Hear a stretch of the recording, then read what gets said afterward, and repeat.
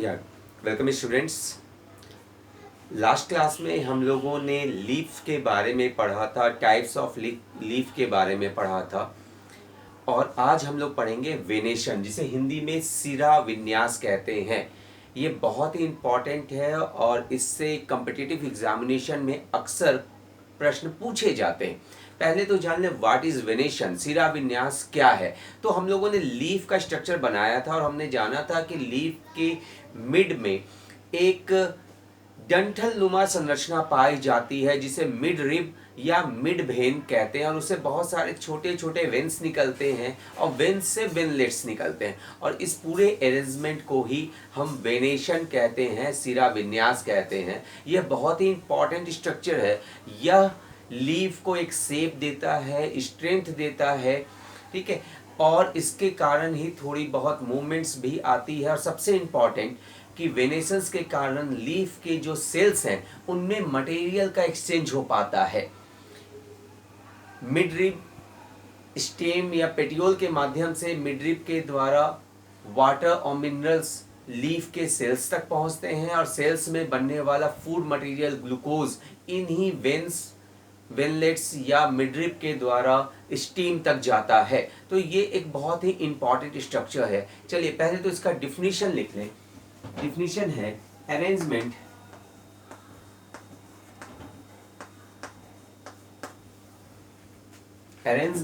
Of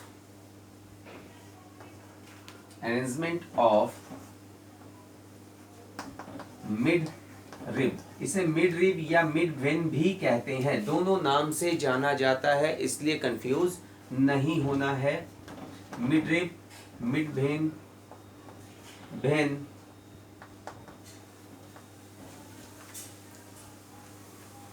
and venlets.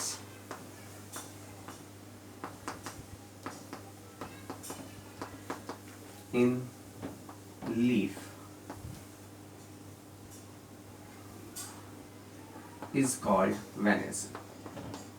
Is called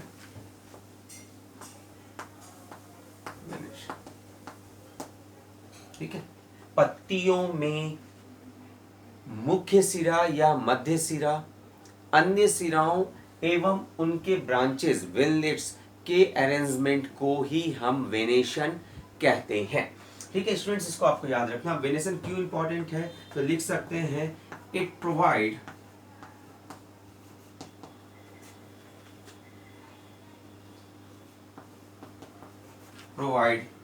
strength to leaf, पत्ती को मजबूती देता है। It gives specific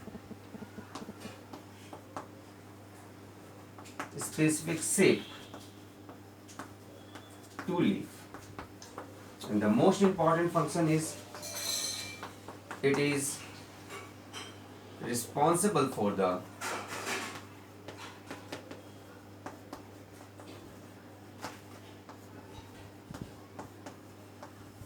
transportation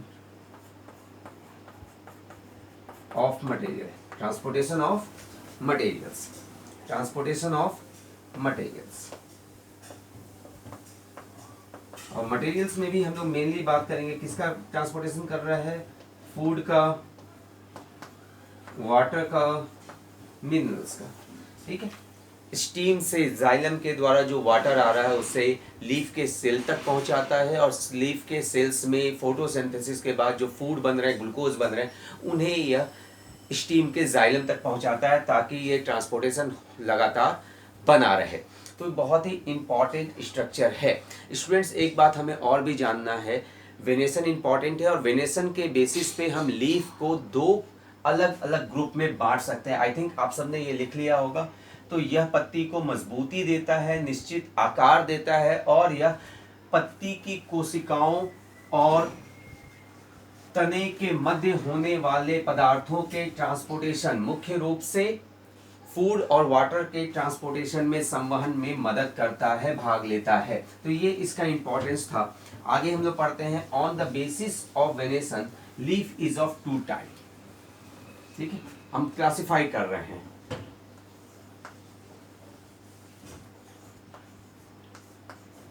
on the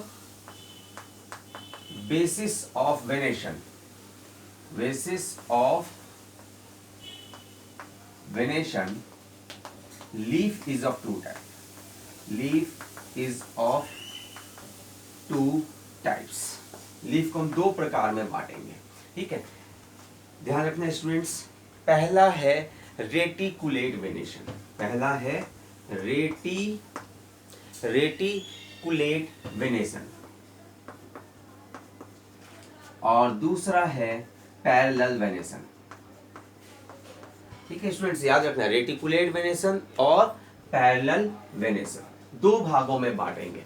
students इसको आप बहुत आसानी से समझ सकते हैं, रेटिकुलेट वेनेशन को भी और पैरेलल वेनेशन को भी। आपने पीपल का जो है पत्ता देखा होगा, आम का पत्ता देखा होगा, उसमें आप क्या पाते हैं कि ये जो मिड रिब है पत्तियों में, आम के पत्ते की बात करें, ठीक है, उसमें मिड रिब एक होता है, उससे वेन्स निकलते हैं और वेन्स से वेनलेट्स निकलते हैं, छोटे छोटे ब्रांचेस निकलते हैं ढेर सारे। पीपल में भी आप देखते होंगे इस तरह का कुछ संरचना निकलता है और ये पूरे पत्ते में जो है लैमिना में फैले रहते हैं। जो ये हरा चौड़ा चपटा भाग है जिसे हम लैमिना कहते हैं, इसमें फैले रहते हैं और ये एक नेट लाइक स्ट्रक्चर बनाते हैं, जाल नुमा संरचना बनाते हैं।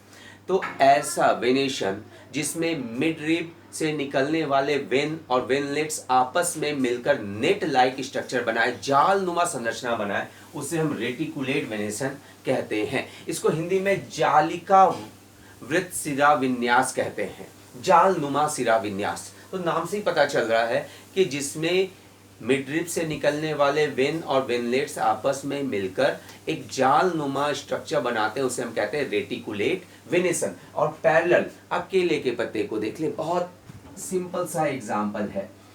केले के पत्ते में हम लोग कुछ ऐसा पाते हैं,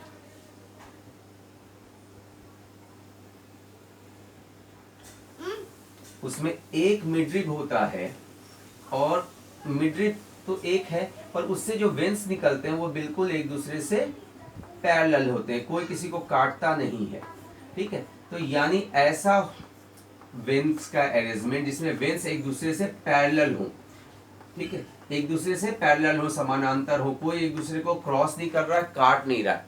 कोई भी वेन मिडरिब से निकलने के बाद एक दूसरे को क्रॉस नहीं कर रहे हैं, जाल नहीं बना रहे हैं, वो पैरेलल अरेंज्ड है, तो उसे हम कहते हैं पैरेलल वेनेशन। तो बहुत ही सिंपल है, आप इसे आसानी से समझ सकते हैं। तो डिफिनीशंस को हम फिगर से समझ सकते हैं कि ऐसा वेनेशन जिसमें वेन और वेनलेट्स जाल जैसी संरचना बना रहे हो, डेट इज रेटिकुलेट वेनेशन या जालिका वृत्त सिरा विन्यास, और जिसमें सारे वेन्स एक दूसरे से पैरेलल अरेंज हो, उसे हम कहेंगे पैरेलल या समानांतर सिरा विन्यास। चलिए इनका डिफिनीशन लिख लें स्टूडेंट्स, बहुत ही सिंपल है और आप एग्जांपल से ज़्यादा बेहतर इसे आप समझ सकते हैं। तो पहला है reticulate venation, reticulate venation.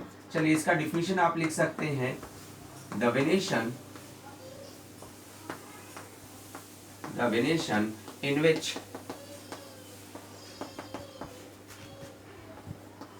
ven and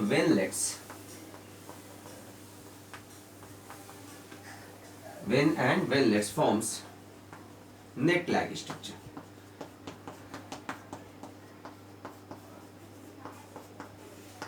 is called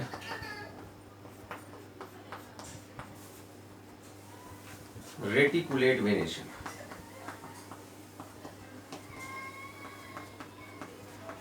reticulate venation बहुत आसान है, अभी मैंने समझाया। ऐसा वेनेशन जिसमें वेन और वेनलेट्स आपस में मिलकर जाल नुमा संरचना बनाते हों, उसे जालिका वृत्त सिरा विन्यास या रेटिकुलेट वेनेशन कहते हैं, ठीक है स्टूडेंट्स। चलिए अब इसके भी टाइप्स की बात कर लें।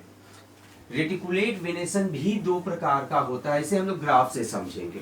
रेटिकुलेट वेनेशन भी दो प्रकार का होता है, ठीक है, पीनेट और पाल्मेट। बहुत ही आसान है, पीनेटली और पीनेट या पाल्मेट दो तरह के होते हैं, या पाल्मेटली लिख सकते हैं इसे हम।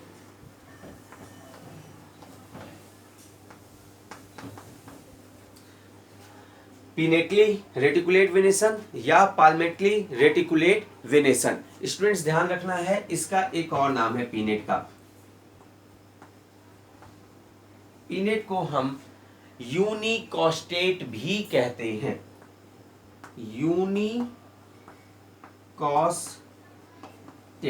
यूनिकॉस्टेट भी कहते हैं, जबकि पाल्मेट को मल्टीकॉस्टेट भी कहा जाता है। ठीक है, तो इसे हम लोग दो नाम से जान रहे हैं, पीनेट और पाल्मेट। अब यहां ध्यान दें, बहुत सिंपल डिफिनेशन है, आप इसे समझ सकते हैं। पीनेट कंपाउंड लीफ या reticulate venation, sorry pennant reticulate venation किसे कहेंगे? ऐसा रेटिकुलेट वेनेसन जिसमें मिड रिब सिर्फ एक हो, मिड रिब सिर्फ एक हो, ओनली वन मिड रिब। जो मुख्य सिरा है, मिड वेन है, उसकी संख्या सिर्फ एक हो, जैसे हम आम में देखते हैं, जैसे हम पीपल में देखते हैं। एग्जाम्पल जरूर याद रखेंगे, मैंगो, पीपल, ये सब इसके कॉमन एग्जाम्पल है जिसमें सिर्फ एक मिड रिब हो। लेकिन ऐसा लीफ जिसमें मिड रिब की संख्या एक से अधिक हो और वहां वेन और वेनलेट्स आपस में मिलकर जालनुमा संरचना बना रहे हो, उसे कहते हैं पाल्मेटली या मल्टीकॉस्टेट। यहां लिख सकते हैं more than one mid rib. अब आपने ऐसा बहुत सारा पत्ती देखा होगा, ठीक है, जिसमें एक से ज्यादा मिड रिब होते हैं। इनफैक्ट अगर आप ध्यान दें, याद करने की कोशिश करें तो आपको नजर आएगा, लेकिन ये भी दो प्रकार का होता है, ठीक है, कोवर्जेंट और डाइवर्जेंट। पहले हम लोग सारा लिख लें, उसके बाद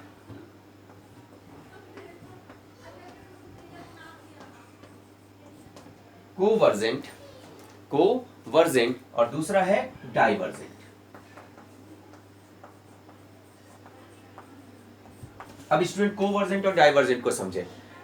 मल्टीकॉस्टेट या पाल्मेटली रेटिकुलेट वेनेसन में मैंने अभी बताया एक से अधिक मिड वेन होंगे, मिड रिब की संख्या एक से अधिक होगी। पर अगर एक से अधिक हो, इसको समझने के लिए थोड़ा सा हम लोग यहां मिटा लें ताकि हम लोग फिगर से समझ सकें, ठीक है। अब बात करते हैं कोवर्जेंट।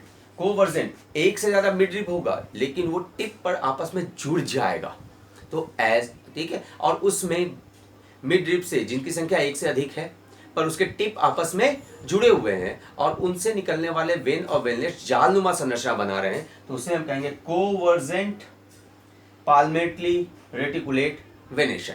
अब इसका एग्जांपल आपके घरों में है, तेज पत्ता। आप अगर तेज पत्ते को देखें तो आप ध्यान देंगे कि उसमें क्या होता है, बीच में तो एक मिड रिब है ही, पर उसमें दो मिड रिब और होते हैं और बाकी जो है उनसे भेद निकल करके जालनुमा संरचना बनाते हैं।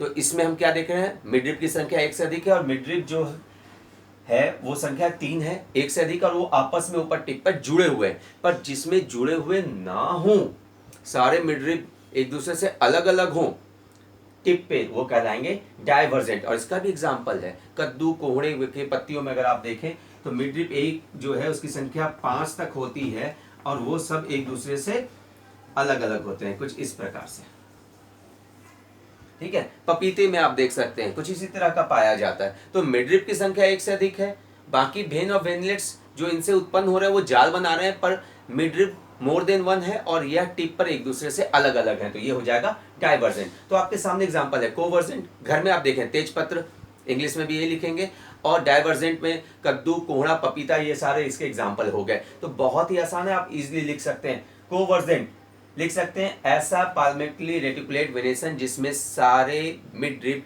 एपेक्स पे टिप पे जुड़े होते हैं, वो कहलाएंगे कोवर्जेंट, और जिसमें एपेक्स पे सब फ्री होते हैं, एक दूसरे से अलग होते हैं, वो कहलाएंगे डाइवर्जेंट। तो बहुत आसान है। सॉरी स्टूडेंट्स, आई होप आप समझ पा रहे होंगे, आसानी से लिख पाएंगे। अब हम लोग बात करते हैं पैरेलल वेनेसंस की। तो पैरेलल वेनेसंस रेटिकुलेट वेनेसन से मिलता जुलता ही है, डिफिनीशंस चेंज हो जाएगा। इसमें वेन्स जाल नहीं बना रहे हैं, इसमें वेन्स जो हैं वो एक दूसरे से अलग अलग है, पैरेलल अरेंज है, कोई किसी को क्रॉस नहीं कर रहा है। तो दूसरा है पैरेलल वेनेसन जिसकी बात हम लोग कर रहे हैं, पैरेलल वेनेशन। पैरेलल वेनेशन की हम लोग बात करें, लिख सकते हैं द वेनेशन in which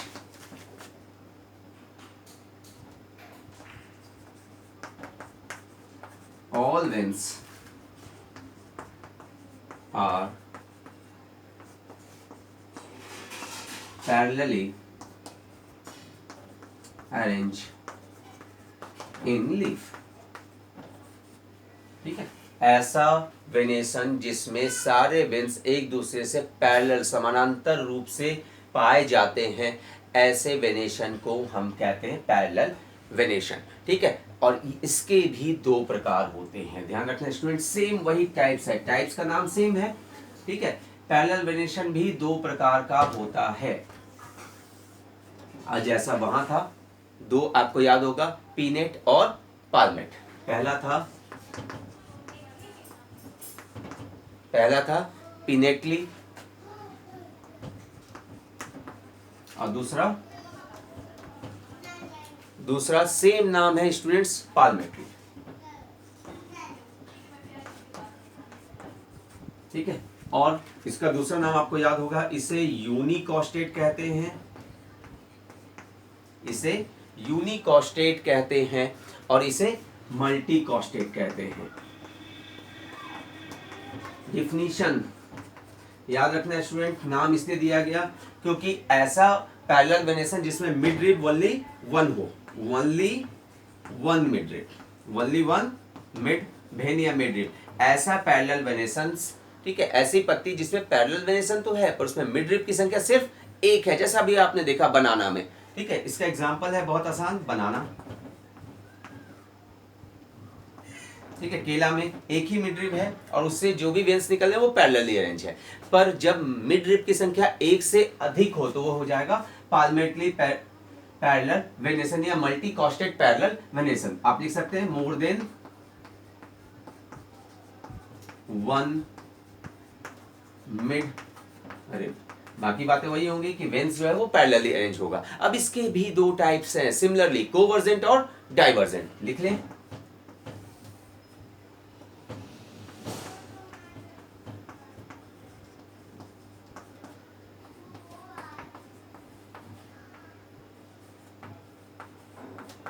कोवर्जेंट और डाइवर्जेंट। ठीक है, सिमिलरली अगर मिड भेन की संख्या सिर्फ एक है तो वो हो जाएगा पीनेट, पर एक से अधिक है तो पालमेट, और उसमें भी हम लोग दो बांट रहे हैं, कोवर्जेंट और डाइवर्जेंट। और यहाँ भी वही बात है कि अगर मिड रिब की संख्या एक से अधिक है और सारे मिड रिब टिप पर जाकर आपस में जुड़ गए और उसमें मौजूद वेन पैरेलली अरेंज हैं तो वो कहलाएगा कोवर्जेंट, पर टिप पे जाके एक दूसरे से अलग अलग हैं तो वो कहलाएगा डाइवर्जेंट। बहुत आसान है। अब इसका एग्जांपल से देखें तो आपको बहुत आसानी से याद हो जाएगा। चलिए, आपने घास की पत्ती देखी होगी, बांस की पत्ती देखी होगी, धान गेहूं मक्का की पत्ती देखी होगी। अगर आपने देखा है, अब ध्यान से देखें, पत्ती कुछ इस प्रकार की होती है और उसमें मिड रिब की संख्या एक से अधिक होती है। स्टूडेंट्स, अगर आप सबने देखा हुआ है तो अच्छी बात है, नहीं देखा हुआ तो अब देखिएगा, उसमें मिड रिब की संख्या एक से अधिक होती है और उसमें वेन्स कुछ इस तरह से होते हैं।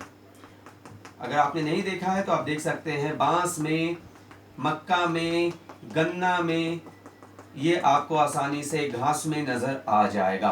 दैट मीन कोवर्जेंट, मिड रिब की संख्या एक से अधिक है और सारे मिड रिब टिप पर जाकर आपस में जुड़े हुए हैं और वेन्स पैरेलली हैं, तो इसे हम कहेंगे कोवर्जेंट पालमेटली पैरेलल वेनेशन। लेकिन अगर मिड रिब एक दूसरे से ना जुड़े, टिप पे एक दूसरे से अलग अलग हो तो वो कहलाएगा डाइवर्जेंट, जिसका सिंपल सा एग्जांपल है, सबने देखा है, खजूर। More than one mid rib है और सब टिप पे एक दूसरे से अलग अलग हैं, जिसे हम पाम के नाम से भी जानते हैं,